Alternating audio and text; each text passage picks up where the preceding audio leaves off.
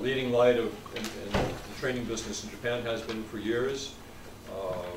You've heard me introduce him time and time again, so I won't go into it very much again, but he's from Australia, and he's just about the best in the business to be doing this particular thing at this particular time. So we're very lucky to have Greg Story presenting to us again today. Thank you. Thank you, Greg. Thank you.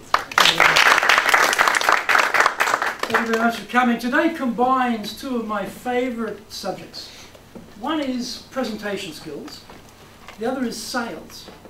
And when we were talking about doing this program, I said to the management committee for the sales development committee that, you know what, I go to a lot of presentation training, I go to a lot of sales training, but I never actually see anybody put the two together. Why don't we offer something that puts the two things together and see if that's going to attract an audience? So thank you very much for coming. In fact, today's presentation is very interesting. We have a problem. When we give presentations, it's very hard to have impact. We have done a study in Dale Carnegie of 200 vice presidents of major corporates. What did you find about presentations that you listened to? And this is what came back. 40% said, you know what, they make me a bit sleepy. And 40% said, actually, it's pretty boring. Only 3% said the presentations they were listening to were stimulating. So the object of today is to try and get ourselves into that 3%. So you could look at this and say, well, you know, presentation skills is difficult, speaking is difficult, it's going to be very hard. You look at it the other way. It's a very open field because very, very few people are making it into that top 3%. So that says for the rest of us, there's a tremendous opportunity. With some training, with some focus, we could actually get ourselves into the top %. And we all know that in business, communication skills are absolutely critical and vital, and the people who can communicate well about their product or service are going to actually be the more successful part of the business in that sector, in that industry, because they can convey more effectively what they're doing. So today we're going to try and look at that. Now there's a big focus, of course, on preparing for a presentation, be it any sort of presentation, but a sales presentation. If you're actually presenting to a group like this, where you're talking about your product or service, you're going to worry about the PowerPoint, you're going to be thinking about data, you're going to be doing a lot of that sort of detail. That's fine, that's what you want to do, but people miss the opportunity to actually think about the delivery. And this is where things start to break down. And a professor, Morabian, at UCLA, did a study on what happens when we don't get a good congruency between the message and the content. All right? So when message and content don't line up, this is what he found happens. 55% of the audience's attention goes to body language and how we look. They're focused on that. He found that approximately 38% is concentrating on the voice.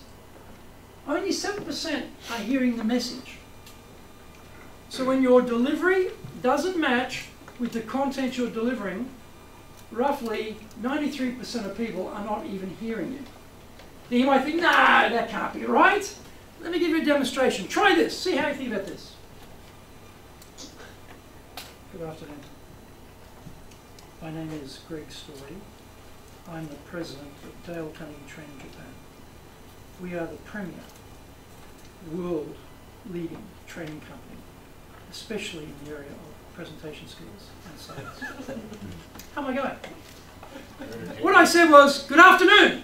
My name is Greg Story. I am the president of Dale Carnegie Training. We are the premier world-leading training company for the areas of presentation and sales. That's what I said. But the way I said it didn't match with what I was saying. We're the premier world-leading organization, but that isn't what you saw. What you saw was no eye contact, weak voice, no energy, body language zero, looking down. So the words, you can't hear them anyway, possibly, except for people sitting quite close, but you're not getting the message anyway. So the danger is, when we are presenting, that we get tied up with preparing the PowerPoint and getting the data right and getting all the materials ready, etc. And we forget about the delivery component. And if you're talking about something that's going to be helpful for your client. Anyone here got something helpful for their clients? Hey, if everyone put your hand up, or you're going to leave the room now, right? What are you doing? If you're not going to be helpful, you're out. But the point is, if the way you convey what you're doing doesn't sound like you're enthusiastic about it, you're convinced about it, and you're speaking in a monotone, then maybe your audience is not going to get the message. Now, Japanese people will say to me, oh, yeah, look, Greg, that's okay for you foreigners who've got a tonal variation when you speak in English or Western languages. We Japanese, we're stuck with this monotone because that's how our language is based. And that's correct, it is a monotone. But even for Japanese people, you have two fantastic levers that you can pull or push. One is power in and power out. One is speed it up. The other is slow it down. With just those two levers, you can create tonal variation, vocal variation, not tonal, I should say vocal variation in Japanese as well. So you don't have to speak in a dull, dead monotone and kill your audience. You can actually have something going there which will help you to have more impact with your audience. So congruency becomes very important. Now, let me actually, Eric, you do me a favour, please. Could you write on that board this following sentence? I'll just close this door too. The following sentence is, I didn't say he hit his sister. I didn't say he hit his sister. How many words we got there, Eric? 1, 2, 3, 4, 5, 6, 7, counting the contraction as 1. Dismissing the contraction. We'll call it 7. Thank you. Thank you, Eric. Very helpful. Now, there are 7 meanings to that sentence. Can you see the 7 meanings? Right. This is what I mean about changing the emphasis in delivery. I didn't say he hit his sister. I didn't say he hit his sister. I didn't say he hit his sister. I didn't say he hit his sister. I didn't say he hit his sister. I didn't say he hit his sister. So by changing the emphasis on each word, I changed the nuance. I didn't say it. I didn't do it. I didn't say it. I wrote it down. You know, I didn't say it was him. It was the other guy. I didn't say he hit her. He just put some cold water on her head. I didn't say it was his sister. It was the other guy's sister. I didn't say it was actually his brother he hit.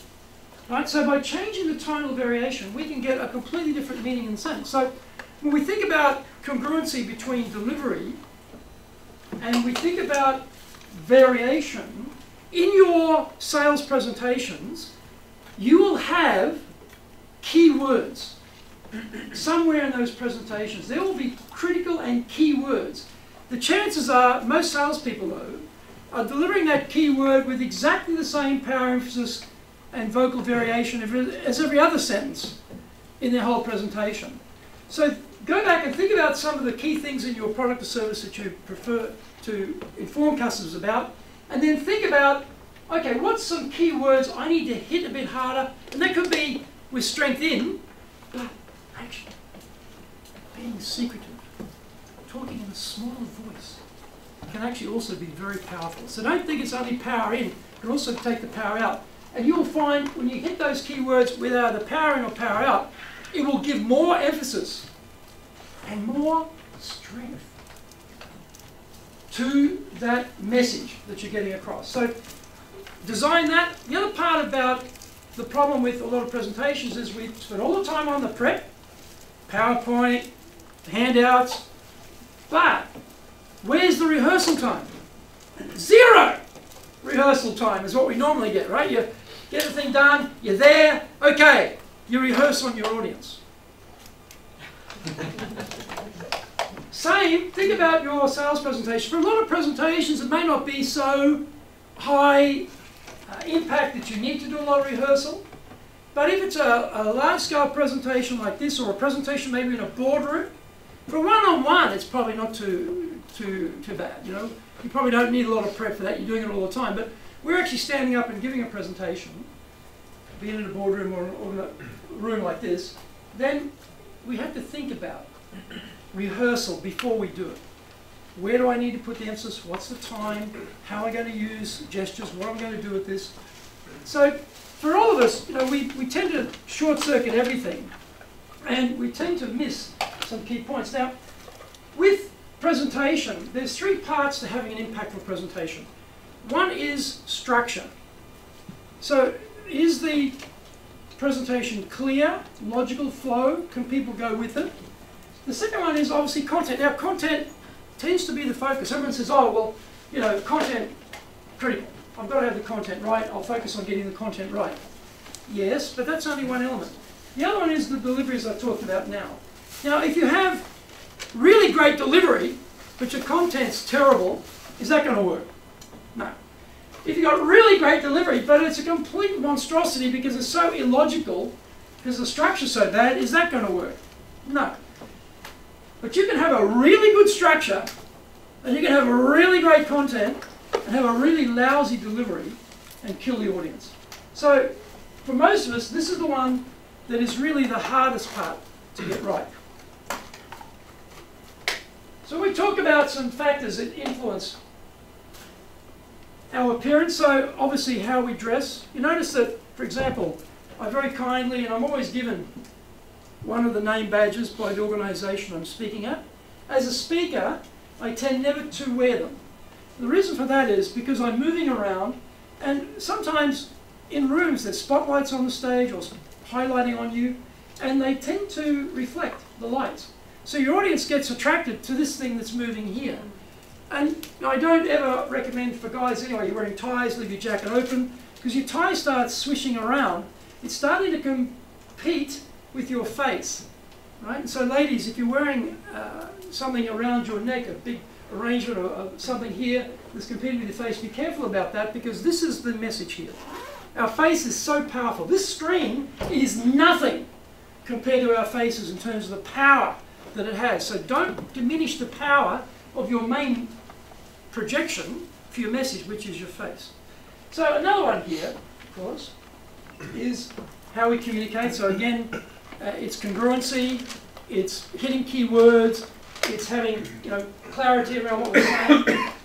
Our attitude and self-control, this relates to nervousness. When you normally give a presentation, be it a one-on-one, or be it to a boardroom, or be it to a group of prospects, how many people in the audience generally know the content of what you're going to speak about? Usually nobody, right? We know what we're going to speak about, we've prepared it, we know, but if we change the order, if we mix it up, only we know, ah, I missed that bit, or I got the order wrong. So we should never show it. Oh no! I got the order wrong, I'm sorry! Bad idea, right? So maybe you just cruise on through like it was all part of the act. Yeah, I got the order completely wrong. Only you know that. The thing is also about nervousness. Oh, I'm really sorry today. I hardly do any public speaking. Oh, I'm so nervous. I'm a really bad speaker. This is not a great way to start your speech. But you would be amazed how many people start their speeches with big apologies about what lousy speakers they are. As an audience, what are we thinking? Oh, great. I got this guy now till 2 o'clock. This is going to be good. You know, they're looking for the door. How do I get out of here? This is painful. So no matter how nervous we might be, we should not let the audience know we're nervous. No matter how insecure we might be, we should keep that information to ourselves. And you will find that after a while, they won't notice it, because generally speaking, audiences are there to be entertained and to be learning something, a positive. So they're not coming necessarily to critique you, although we'll deal with that a little bit later.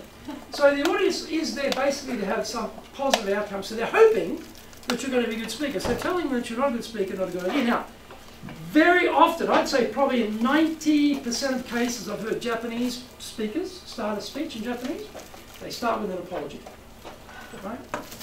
Okay, there are cultural differences in Japan and the West about humility, etc.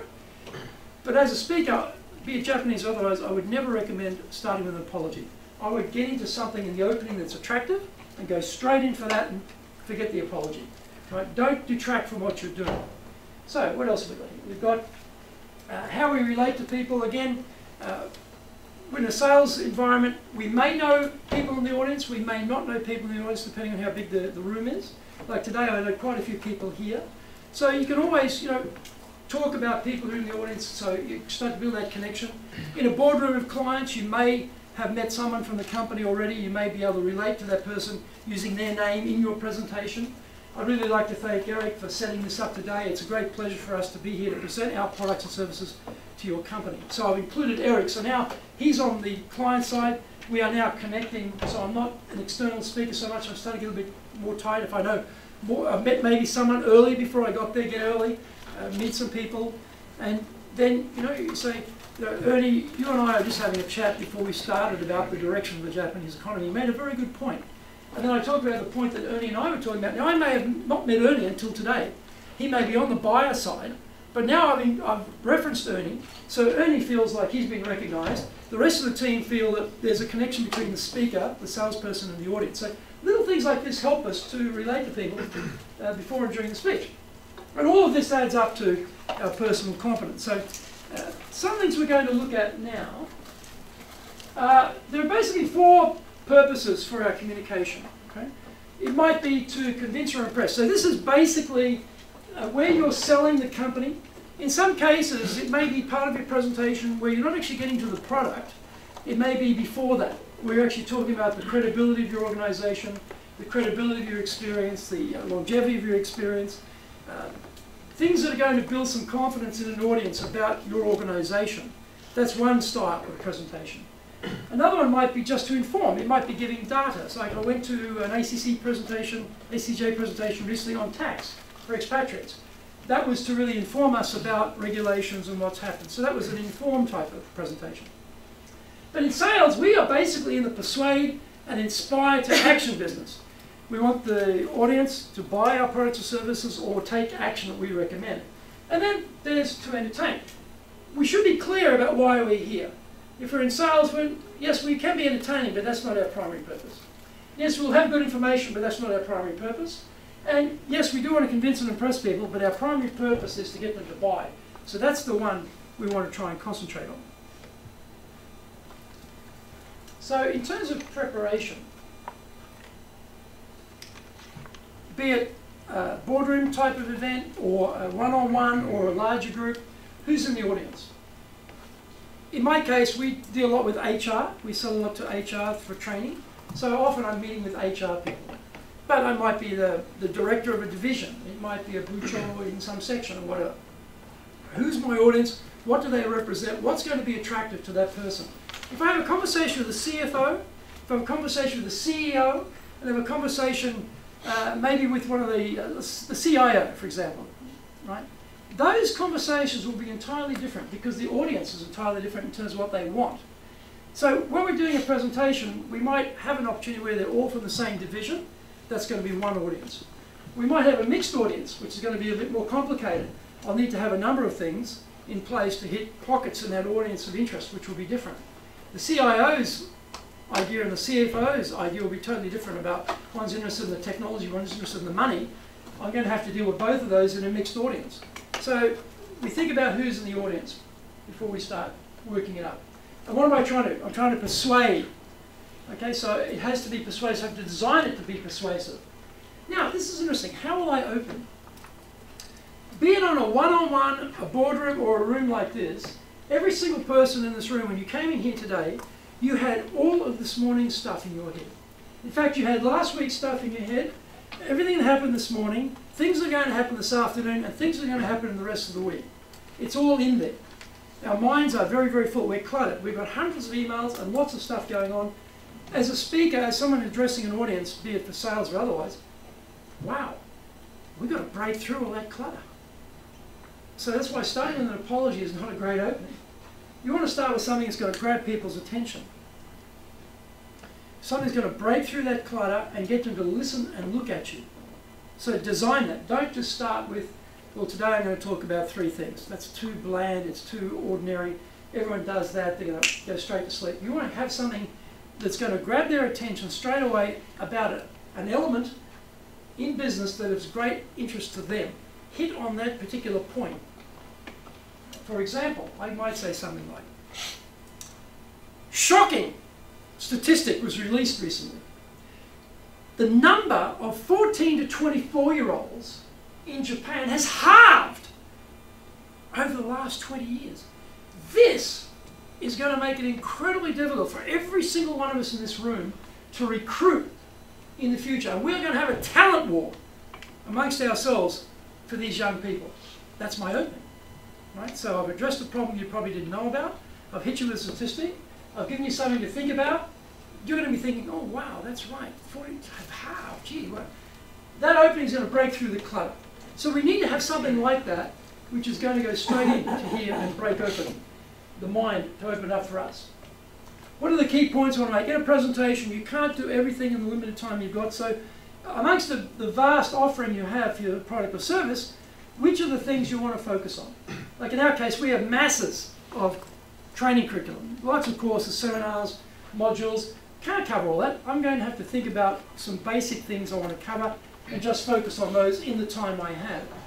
If it's a one-on-one, if you've only got an hour, you better be moving that along because you've got a whole questioning sequence to get to before you probably even get to your presentation. And we've been through the first couple of these sales trainings where we've talked about questioning skills, solution provision, dealing with objections.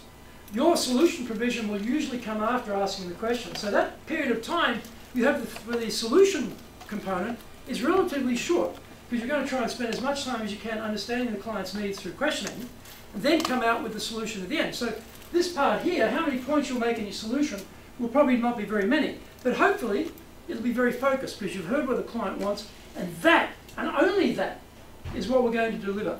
Don't get distracted, don't go on a tangent, find out, listen to the client, oh, the key thing they need is this, that's what we go after. And then, what's the evidence and supporting ideas that I've used?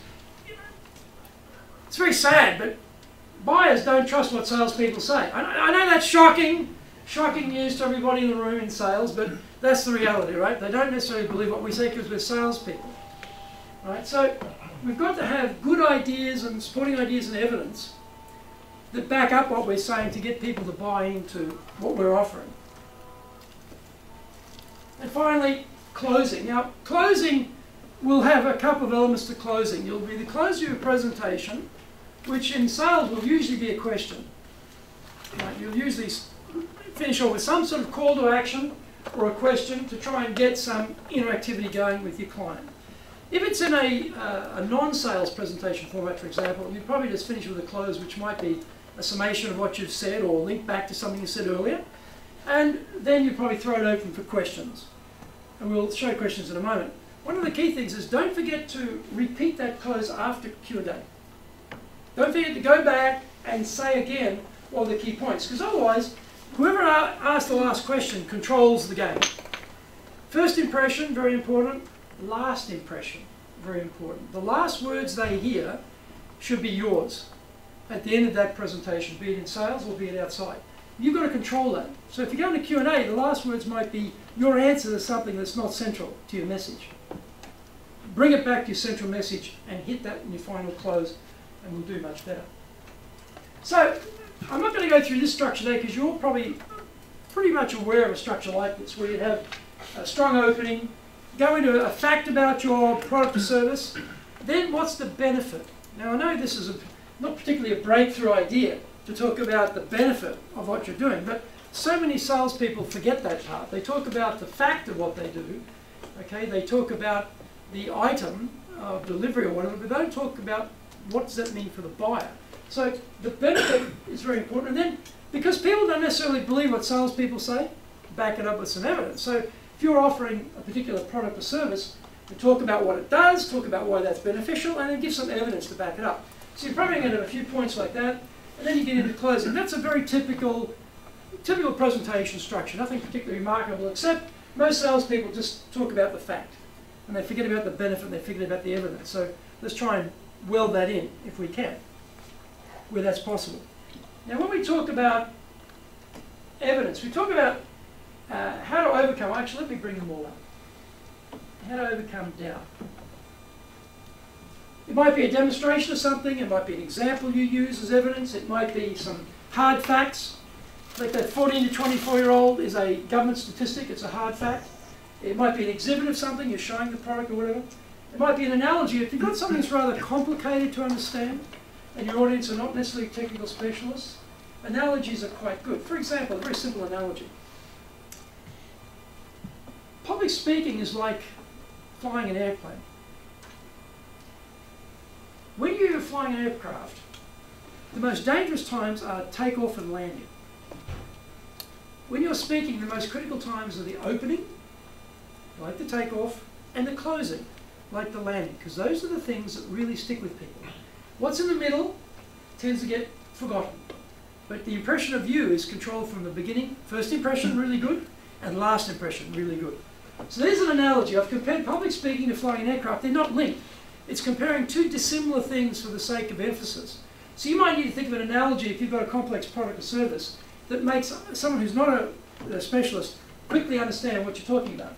Testimonials, great. Always have those. If you can have them on video, you've got them on your iPad, you can go straight to a video and show a testimonial from a happy client or customer. Very powerful. And then, of course, facts, statistics also help us back up. Again, because people don't necessarily believe what we as salespeople say. And that defeats doubts, right? So, I said this before with the closing. Remember, it's the last impression. And persuade with logic, but inspire with emotion. Now, this is where your vocal range and your energy comes in. In that demonstration I gave before of no congruency between a very positive message but no energy, right? I'm not inspiring with too much emotion there. Right? I'm not inspiring with emotion. You might persuade with logic, but you'll inspire people to take action with emotion. So that's something we need to look at. And also, in closing as well, you tie back to the opening, make it a personal story, be dramatic, try and be brief, and try and finish with your words going up. So many people we teach in public speaking finish their presentation and the energy just dies, just drops out. It happens quite a lot. I don't know why. They get to the end and then it just sort of dies away like that. Go the other way. As you get to the end, take up the power at the end. Finish on a high.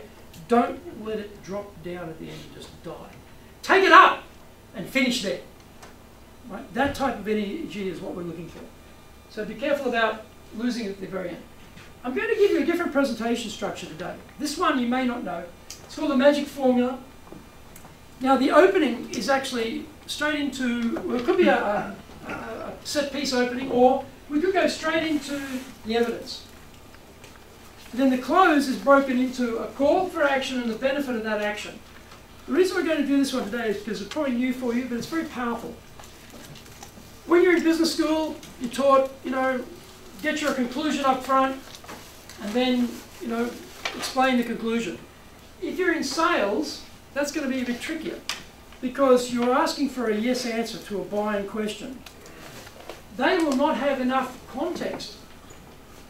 Our company is by far the best training company in the world. That's why you should use us, is a lousy start for a sales presentation. Because they doubt it. They've got no context. How do they judge that? You better, if you can, to go straight into something that's going to grab their attention. And telling a story is very, very good. For example, we all relate to storytelling. Every culture in the world has storytelling. They have a written language or not. They all use oral storytelling. So every single person is tuned up to that. It gets our interest. So it should be rich in colour and locations and activities. So that it gets our attention straight away. So you might be relating a story about another client's experience with you or something that you found with your product or service to get their attention. Then at the end, the action call would be, if we can do this in this financial year before April, there are some really great pricing benefits which are going to apply. So you think we could do it now? It might be something like that, the call and the benefit. So there's something on the do and then there's a benefit. So I'm just going to give you a few moments now. We're going to practice this in a bit, by the way. Isn't that exciting? You're asking about interactivity. You're my first lead here. You're definitely the first one up on your feet. Okay? Think about something that you're selling. Take an element of that, one thing. Don't make it too big. One thing, one aspect that you want to sell. Think about how you could tell a little story about this particular thing, how it came to be made or designed, or what's great about it. Tell us the background, the context, and then tell us something we should do and why it's good that we should do that, the benefit. The beauty of this is, when we're giving background and context, I might disagree with what you're telling me to do, but I can't disagree with this. So I have to suspend judgment until you get to the end. It's a bit like Japanese language. In Japanese language, like other languages actually, the verb comes at the very end. So when we're in Japanese, we have to wait till the end of the sentence to work out, is this positive or negative? Is it future tense, past tense, present tense? Where are we going with this? Right? That's a nice metaphor for how we should use this type of formula. Hold it to the end, basically, on what we need to do, and then give them the action. So give them all the reasons that this is great, then you hit them with the call to action, and the final, best, strongest benefit, which will ring in their ear. Who has the first question? We all good? Think of one thing you sell, just pick one, create a little introduction story about it, put in people's names, places, locations, mention companies. If you can, that's even better. If you can't, don't mention them. But design that. I'll give you a couple of minutes, and then we'll have a little bit of a practice, and I'll go through some role play with you. Ready on that? Okay, let's go. Okay, how are you going? You finding that a bit tricky? Let me go back and give you another way of doing it. If you're having trouble with that, go back and start with an action you want. Do it the other way around now. You know, I see people struggling a bit there. Start with an action you want the client to take. Design that. I want them to do this. Then think of what's the benefit of that. Once you've got the action you want them to take and the benefit of that action, then think about a story you can tell that'll back that up. That might make it a bit easier. Give that a go. If you're having trouble, try that. Okay, while you're working on that, I'll just talk about a couple of things and then we'll get a chance to practice. I'll give you a little bit more time to think about it. I basically mentioned three venues for us as salespeople. One is the one-on-one. One is the one to the boardroom. And the other is to a group of prospects in a room. Okay. Now in Japan, generally speaking, when you ever go to a boardroom meeting, the person presenting sits down. If they're Japanese, they're always sitting down. They never stand up. Very rare to see that. Always stand up. Always stand up. Because then you've got a much better view of your audience. You can see their facial reactions, and they can see more of you. Now in Japanese, you might have to apologize for standing up. You know, there's Japanese formalistic ways of doing that. Apologize and stand up. If you're Japanese, apologize and stand up. If you're not Japanese, just stand up. Because they'll say, oh, foreigners, they've got no idea. Right? They'll forgive you.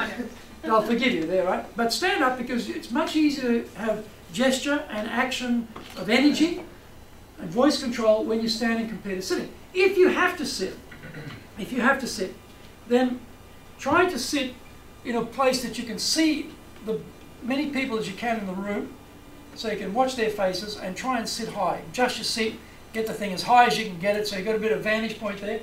But you'll have to use your body language a little bit to have gestures so that people can see you and what you're saying. Otherwise, it's going to be a monotone, your voice is going to drop off, it's going to be hard to convince people. If it's a one-on-one, then you don't need to be very melodramatic. You don't need to have power and energy too much because it'll just absolutely decimate and kill the person you're talking to. But one thing I'll talk about a little bit here is if you're presenting something to that person or a couple of people, you've got some document, turn it around rather than give them their copy and we have our copy and then go through it. You might have your own copy, unless you need to read it, don't. Turn it around, because usually you know what's in there, and face them. And then take a pen. This is very important because you need to control where they look. When you have printed documents, there's a lot of information on there. Truckloads of stuff. But you don't want them looking anywhere. You want them looking where you want them looking. So with that pen, as you point to something, they will look at it. And when you bring the pen up again, they'll look at you.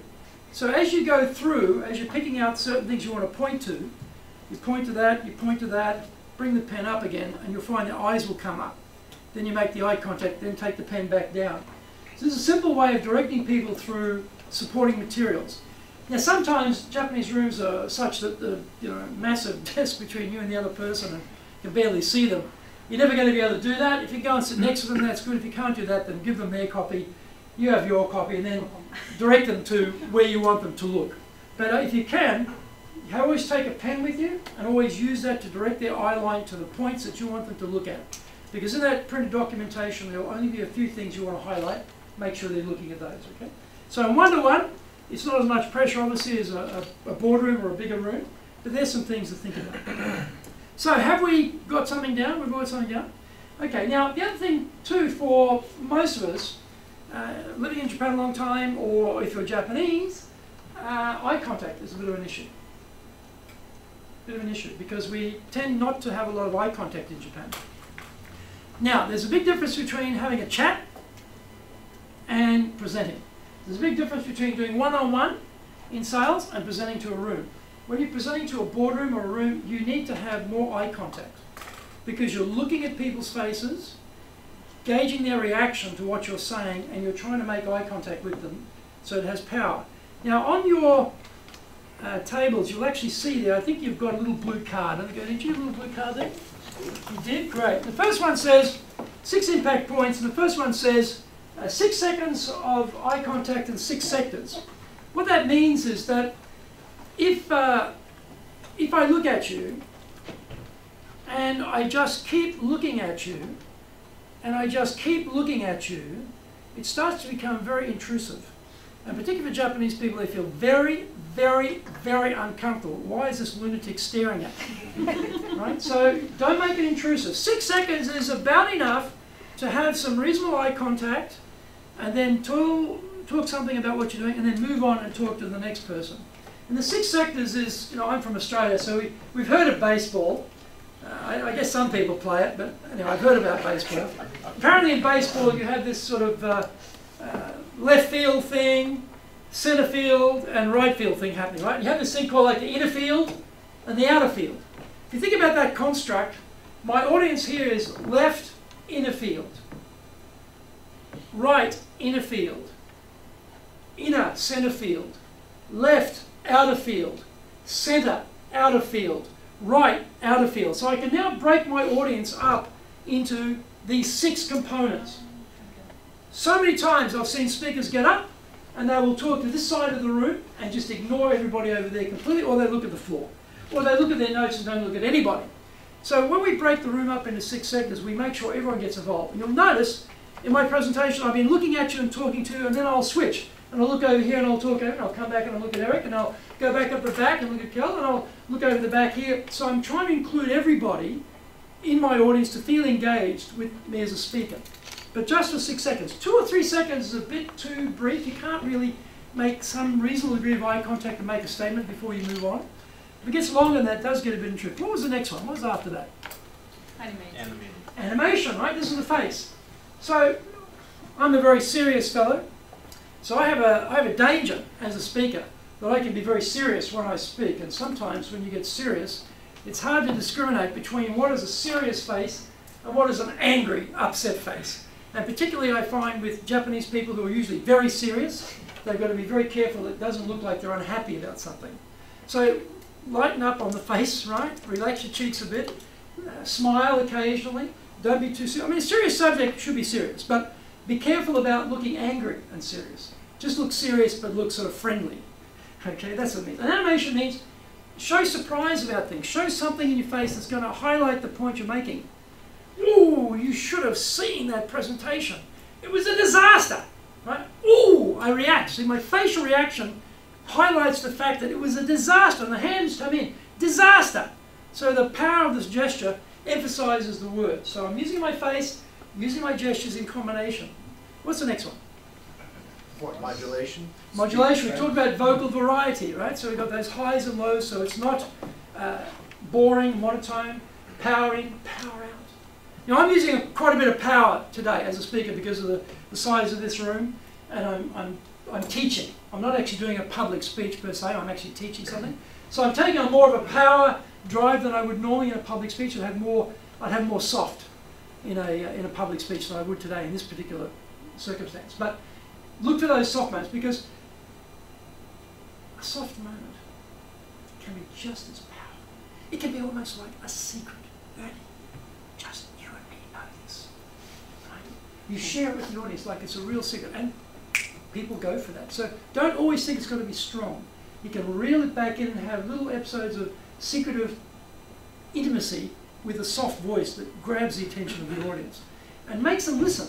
Because sometimes a strong, power voice, people just get tired, just wears them down. So we're going to have some variety in there. What's the next one? 15 seconds. Gestures. Gestures, yes, right. And what that means about 15 seconds is what you'll find, if you've got a gesture, it works. But after about 15 seconds of the same gesture, the power of the gesture tends to disappear completely. And it just becomes irritating, right? So it's like a faucet on a tap, right? You turn your gesture on, and then you turn it off again. You turn it on, and you turn it off again. You turn it on, and you turn it off again. So that on-off has the variety and maintains the power of your gesture. Okay, what's the next one? Pause. Pause, right? When we get nervous, we tend to speak a little bit faster than normal. When you've got a time constraint, like Gary, saying, Greg, you've got to finish by X, so you go, let's speed it up.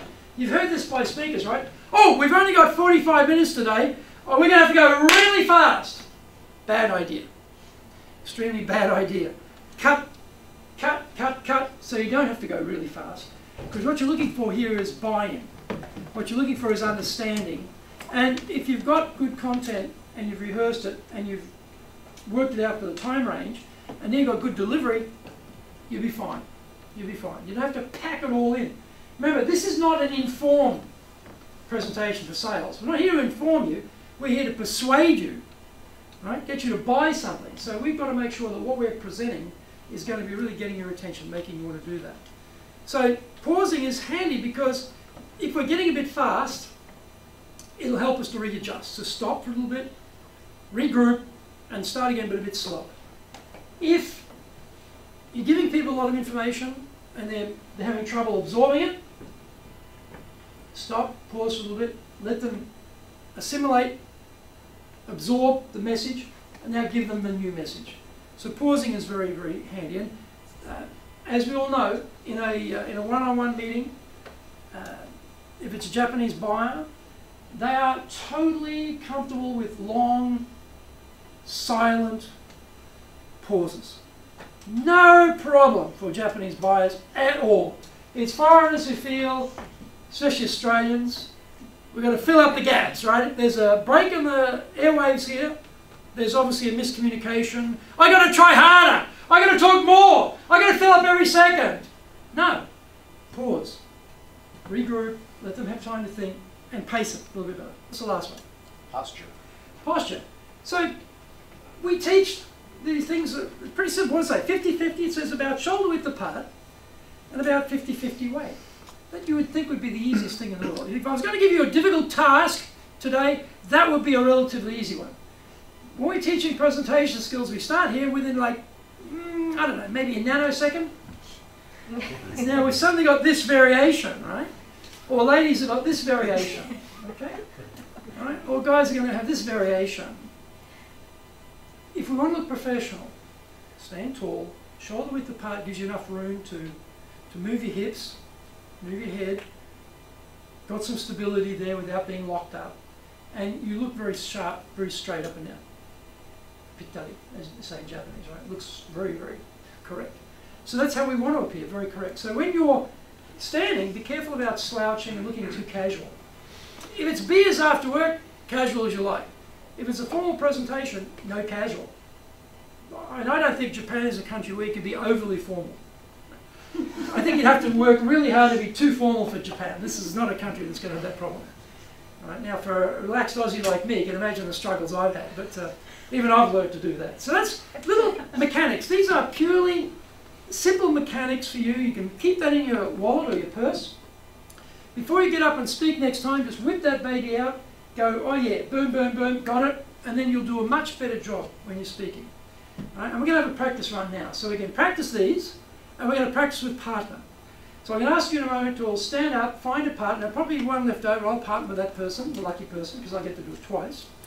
And we're going to do the formula here. We're going to go into, let's see.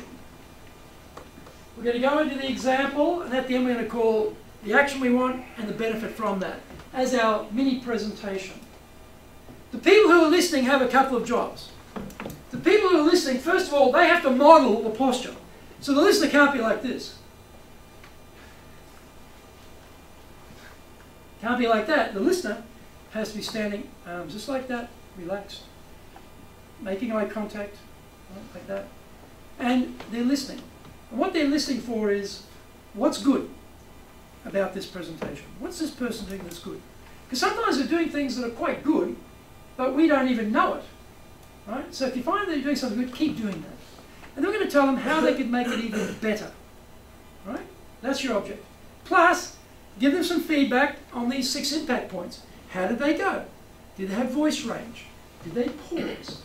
Right? Did they turn their gestures on or off? Did they make eye? In this case, it'll be one-on-one. So you're going to have this straight eye contact all the time, right? It'll be continuous because just the nature of this one-on-one. But are those things working for them or not? Who has the first question?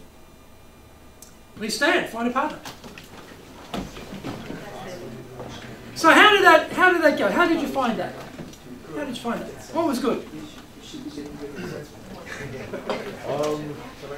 Yeah, go. Yeah, I think with August's, his pitch, I think he was very confident, right? And he had a very good variation in tone as well as in gesture. And the flow, I think the flow, just having the 3 points actually guides you through that, talking about the story, Yep. right? And Did you get involved in the story? Did the story get your attention? it did get Did my it get you into attention. the story? Yes, it did. And Okay. but I didn't respond, throughout. I think his story was better, actually. His story was better. His Okay. story was better. We actually brought that up, actually, how I could. How you can improve yours. I can't mention, like in his story, he mentioned actually a specific company that he did a specific service for and created a specific result. I can't, for privacy issues, I can't do that. Yeah. So we actually came up with a good idea how to personalize it more when there's privacy issues involved. And one of the ideas that Min came up with, which was really helpful, was I can't say, for example, oh, so-and-so at XYZ company is my client and I did it. I can't do that. But we said, one idea was, well, actually one of our clients who is a similar profile to you, based in Meguro, I did this for them. It was a kind of an idea that Min gave me, which personalized it a little bit more than what I was doing, which was just very, I wasn't really giving any information about the client. You could probably use the person's name, because Japanese surnames, they're all pretty standard. Tanaka, Suzuki, etc. It's not too hard. But and a name amongst a squillion companies is going to be impossible to track anyway. So you could personalise it to the individual who is central to the deal, perhaps. How to go over here? What did you guys find out here? What was working? I could hear the animation from over here. Listen, No, so I'm very there was a lot going on Spanish. over there, right? What was going on? How did that work for you? I think it was good. Yeah. Yeah. She sold. She Yeah. sold you. Yeah, I actually sold I'm him actually some gonna buy chairs. some. Anyone? Was her story good? Did her story grab your attention? Well, so yes, her story did grab my attention. The way she approached it, I could feel what she was saying. I could visualize it. And I could, oh, this makes sense with everything you're saying. And then I was already interested because little did she know I actually wanted her services. There you go. That's So, why you come to the ACCJ, right? Ching ching. Cash machine. so I found it very useful to hear her presentation. Okay. And Yeah. what I found is, I guess I don't talk about the benefit. Yeah, I was as a client. Okay, Eric is not a salesperson, so he was talking about the fact. Yeah. And I was like, what's the Give me the benefit? benefit. What's the benefit? What's in it for me? Yeah, exactly. So. And this is what we forget, because often we are so wrapped up in the sort of inner world of our company and product, etc., that of course it's obvious what the benefit is. Why do you have to tell anybody? It's obvious. It's not obvious. Yeah. Don't forget to tell them, and don't forget to link what you're talking about to the benefit, because don't make the client do that much work. How about down here? How'd you guys go? What was working? Yeah, he did a great job making a connection with me and a mutual contact of ours. So he developed a quick rapport with me. Good. And told a story about what he usually does with customers, and how he helps them in certain situations in terms of finding temporary staffing very quickly. If there's maternity leave or an emergency, that kind of thing. So we identified the opportunity. Identified if I did have that need, he's the guy to come to. The guy to Right. come to. Okay. How about over here? How'd you guys go? Well, we got on quite well. I think Daniel's closing was a hell of a lot stronger than his opening. I think as he got more into his his presentation became more confident, therefore his voice increased and his animations increased. So it's a lot more compelling at the end than at the beginning. Yeah. So in that case, you're building up to it. Better to start like that, right? Because if you lose people in the first 10 seconds, you've lost them. Are we judgmental? Yes. Yes. Are we prone to snap judgments? Yes. Yes. Is it hard to unwind a first impression? No. It is hard to unwind a first Yes. impression. It is. We tend to make a first impression and then spend the rest of our time, if we've blown it, trying to correct it. But often it's very hard to correct it. Last impression, first impression, they're things we really want to work on. So think about that, the storytelling, that first impression is really gets the connection with the listener, and they're more likely to buy, because you're giving them lots of context first, and then you're giving them the thing you want them to do with it. So they've actually got a lot of background before they're being asked to make a decision. I just want to look a little bit now at Q&A, because Could I ask you some questions? I'm going to come back to a whole bunch of questions. What is it about now? I'll do it now. Maybe it's coming up. Come back. I'll come back to you. Okay. This is, now often we might think, I don't want a lot of questions from the buyer. Just buy it would be good, always preferred. Or if you're dealing with an audience, you don't really want a lot of questions, but actually you do. Questions are good because it'll help you to reinforce some points you may have made in the talk that maybe you thought, I could have actually said it a bit better, or I didn't actually get that out as clearly as I wanted to. Good chance to do it in the Q&A, right? And digs out resistance. Now, as salespeople, we want to know where's the sticking point here. Questions will give that to you, right? That's where you start to hear, oh, I realise now I didn't actually mention a key point about that. Now's the time to do it. Oh, I didn't obviously express that correctly because they're asking me a question I've already done with that. Good. Find out where the issues are. More evidence. Pour more evidence on there. Facts. Like in Eric's case, he and I were a pair, and he's getting towards the close, and then he just remembered some good statistics on how many integrations fail, and he threw those stats in at the end.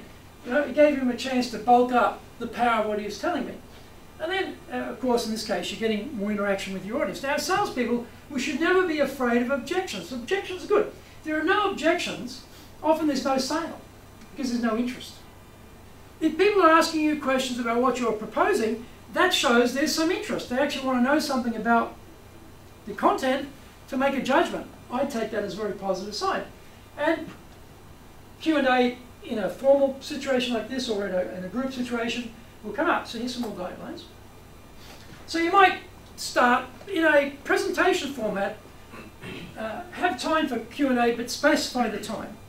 We have 5 minutes for questions. We have 10 minutes for questions. Specify it. Why? Why should we specify it? Why don't we just leave it open-ended? Give people a sense of urgency. If you don't ask now, you're going to miss your chance. That's a good, yeah, that's Or good. you get the long, droning question forever and ever and ever.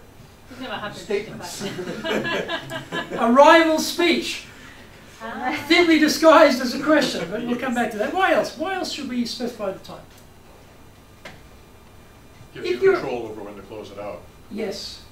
Time control, and also, this is the escape hatch. If you're ever in front of an audience, and they are a hostile audience, and in a sales situation that can happen. I've been in boardroom situations where there's fireworks between the people in the room. There's massively different opinions in the room about the direction of the company. You don't know any of this when you turn up. You're just trying to sell your product or service, but actually there's a lot going on. And suddenly you're the surrogate attack item for somebody else across the table there.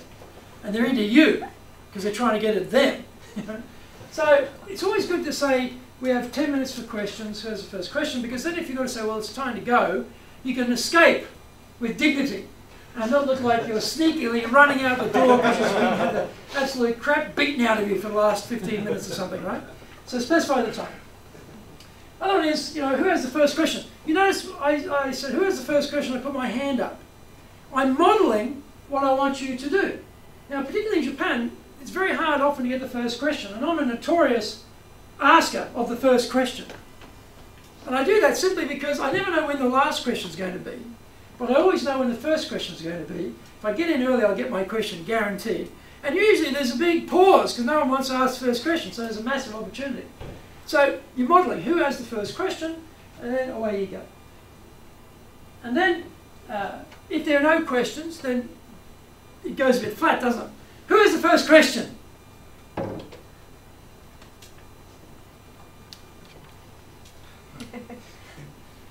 Nobody? Boom!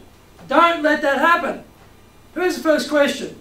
Pause, silence. A question I'm often asked is, ask your own question, right? Put it up and then answer it. Who is the next question? Now you might find that's encouraged people a bit shy to start putting the hand up and asking the second question. Okay? Who has the next question? All good. And this last one sounds simplistic. Listen. However, when you're getting a question, sometimes you jump ahead thinking, oh, this is where the question's going, so you go straight to the answer. Oh, I know where that question's going, so you're already into answer mode, at which point you generally tend to stop listening. And you might miss something that's quite vital. So when people are talking, if it's a bit hostile particularly, don't get nervous, don't start thinking about defense, relax, let them go, listen carefully, listen very, very carefully before you attempt to answer it. Don't jump in early, you'll always hurt yourself. You'll find if you do that. Be calm, let them finish, listen. So, a few more here. Actually, we bring these up. Yeah. When we get a question, I presume it's not a hostile question. It's a normal, everyday question. Okay, because we've got a different formula for hostile questions. It's a normal, everyday question. Don't answer it straight away. Don't jump in. Especially don't jump in before they finish talking. Like a lot of salespeople do. Oh, I know the answer to that, I know the answer to that. Boom. Wait. Let them finish. Let them finish their sentence. Be calm. Then repeat what they've just said, or better, paraphrase it slightly. Why would we do that before we respond? Why would we just answer it? Sorry? Gives you time to think. Exactly. Exactly. Our first response is rarely our best response. The first thing that pops into your head and rushes out your mouth is rarely the best answer. When we paraphrase the question or repeat the question was, it's also good in an audience, so some people may not have caught the question. Depends on the mic situation, if there's no mics. Good chance that some people have a very quiet voice when they ask a question. They might be up the front, you can hear it, but no one else can hear it. So it's also good to repeat it so other people can hear it. Gives you a chance to repeat or paraphrase it. In those 4 or 5 seconds that you are hearing that, you're paraphrasing, you're thinking at the same time about what you're going to say. And then you come out with your answer, a more considered answer than otherwise. Then finally, who has the final question? Now I said, go back and reiterate the closing point. I think you mentioned sometimes you're open for Q&A. You're out of control now. When you're up here, you've got the PowerPoint, you're at the front, you've got the command of the audience, you're at the boardroom, you're the one giving the presentation. You've got total 100% control. As soon as you go to Q&A, you have 0 control, unless you know what you're doing. The way to have total control all the time is how to handle the questions as they come up. And then at the end, go back in and repeat your key points. Because the audience will maybe take it off on a tangent, they're talking about something irrelevant, they're talking something that's confusing. You don't want that as a last memory of the audience for you. You want them to hear your words summarizing the key points again. So control that. And just to contrast, if it's a hostile question, here's a formula. This is very important. I said, listen. It's hard. When people are saying things like, you know, Cal, really, you've got a nerve coming here today and making this presentation, given the fact that your database reliability is nowhere proven to be stable. You've got all in one building in Tamachi, and you expect us to commit all of our resources and all of our future records to that one building in Tokyo, which is going to have the big one? You have a nerve coming in here today. Hostile question. Is that hostile enough, Kel? How's that going? Now, when you're on the receiving end of something like that, listening is not such an easy skill because the chemical reaction in your body is starting to kick over. Fight or flight. You've now got a lot of chemicals running around in your body, revving you up. Being calm, listening during that attack is not easy, but do it. Be calm, listen, wait till they finish. Don't chop them off, let them go. Most other people in the room will think that's a tremendously unfair thing they've done. So they're not with the questioner, usually. They're with you, normally. Right? Then definitely paraphrase. So if I was getting that question, I would not say, oh, so the question was, our Tomachi headquarters is totally at risk of a major earthquake in Tokyo, which we all know is coming. That was your question? Don't package up the negativity and feed it in here. He's already done that. You don't repeat it. You'd say something like, the question was about sustainability. That's all you say. The question was about sustainability. You don't add negativity in your answer to what they're saying. They've already done that. The question was about sustainability. Then you go in at company name, right? At, say, at Dale Carnegie. We do blah, blah, blah, blah, blah. Use the company name. Because now I've switched from the attackers to Greg's story, right? The individual. I've now moved. I now represent the company. I've moved the goalpost, right? So now the company's answering. It's not about me. It's what our company says. It's what our company believes.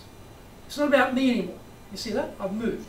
I've moved the goalpost, so I'm not under attack. The company's going to answer that attack. He's attacking the company. He's not attacking me. You see that? So use the company name to switch from the attack coming here to move to the company. Then you respond, then you bridge. Who has the next question? Okay, got the idea? Let's practice that, shall we? We've got time. I've only got time for one more practice. And let's try a bit of a question. You can make it a hard one, or you can make it a normal one. But let's have a little bit shorter version of what we had before. And let's go into a Q&A at the end. Very brief, maybe one question. And get the person practicing, listen, paraphrase, respond. Okay, got that in? Here's the first question. You all good? Find a new partner. Go. How did you find going through telling the story, action benefit, handling the question? Did you find it was easy to go hear the question, listen, paraphrase it, respond? Did you find that structure hard? No? Could do it? Could you have done the paraphrasing a bit better? Yeah, right? We can. Right? But don't worry too much, because the paraphrasing should be a neutral statement that doesn't inflame, okay, what they've already said, or doesn't try and answer it. It's not an answer, it's just a brief interlude to give you time to think. But you're so focused on the attack. We have to be realistic about it. That your brain is not, it's like, oh shit, you know, how do I get out of this? That's right, because the chemicals are going berserk. That's right.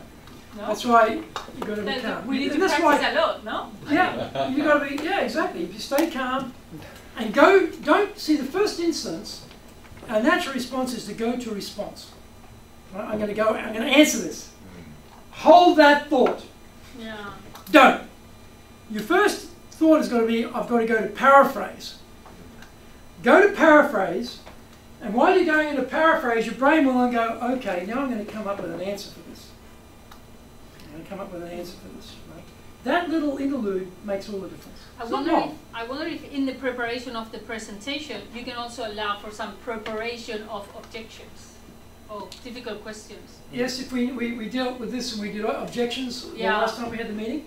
And so there you're anticipating what is a likely objection. I mean, for any business, there's going to be 6, 7 most common objections will always come up. We did one here, we're doing price. And the paraphrase was, the question was about Mitsubishi cars, about they're very expensive, they're custom made, they're not mass produced, competing with the big guys, therefore they're going to be too costly. So it's all about price, price, price. The paraphrase was, your question was about value. Now you just move the whole discussion away from price to the issue of value, because price is only a function of value. Rather than focus on, your question was, our cars are really super expensive and hardly anyone can afford them, right? No, we don't go there. We move the goalposts. We move it away from that to a value. In this case, it was value. And then we start talking about value. Right? But it's just that interlude to give you time to think about where you're going to go with it. You had a question before. I cut you off. Sorry, Thomas. Yeah, it's general.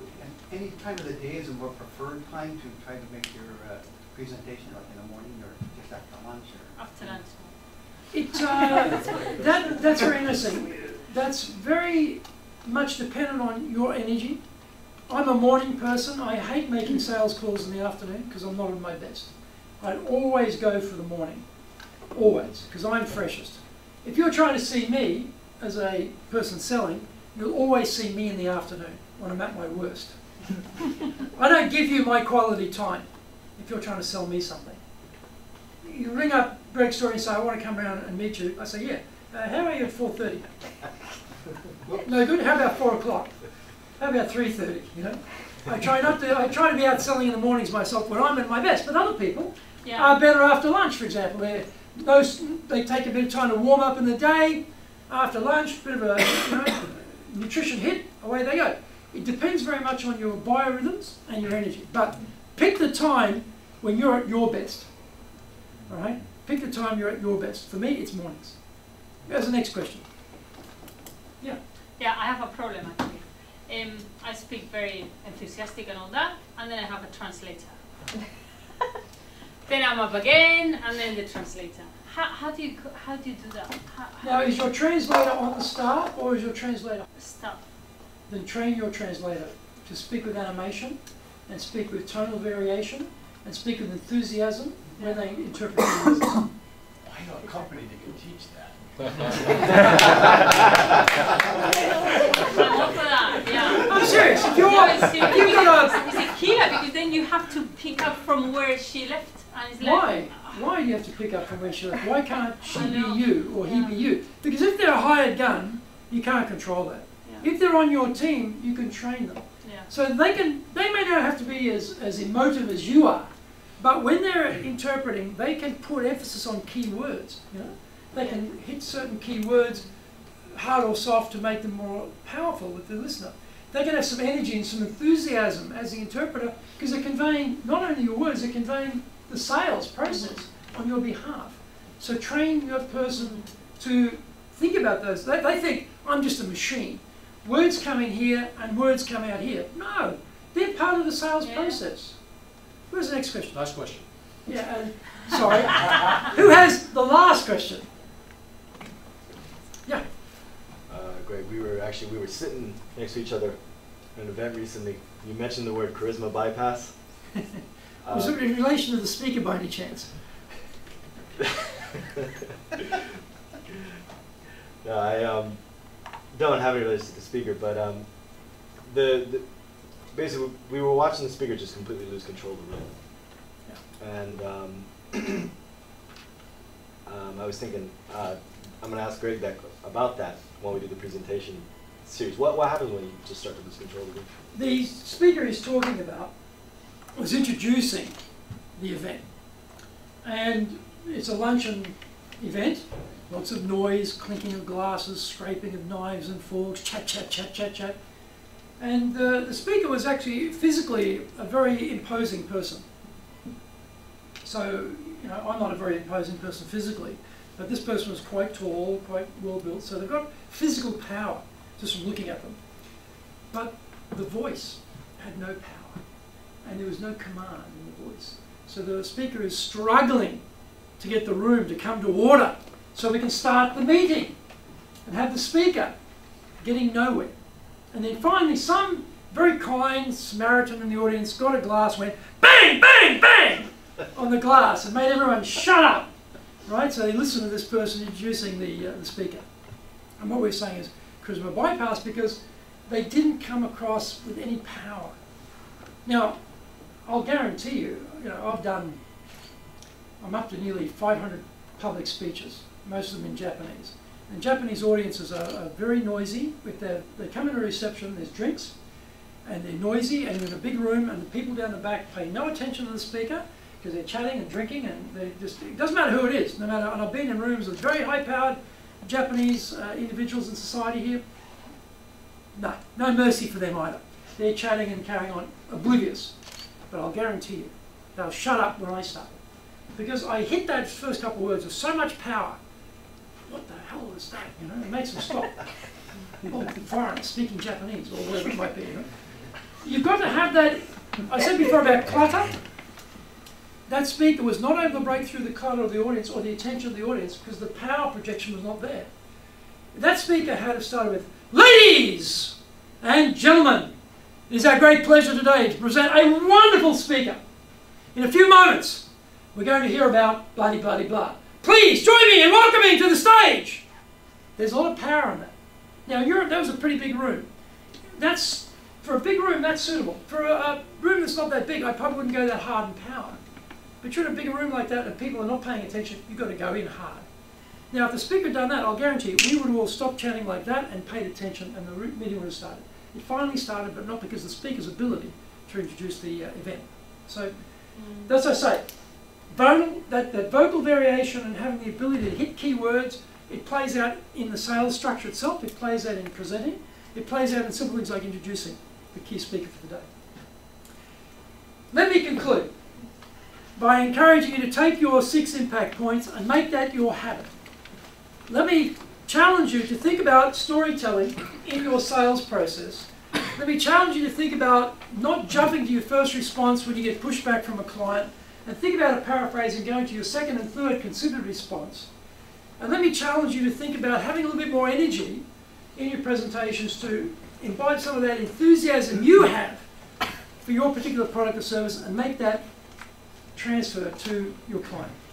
Thank you very much. I look forward to the next opportunity of seeing you again.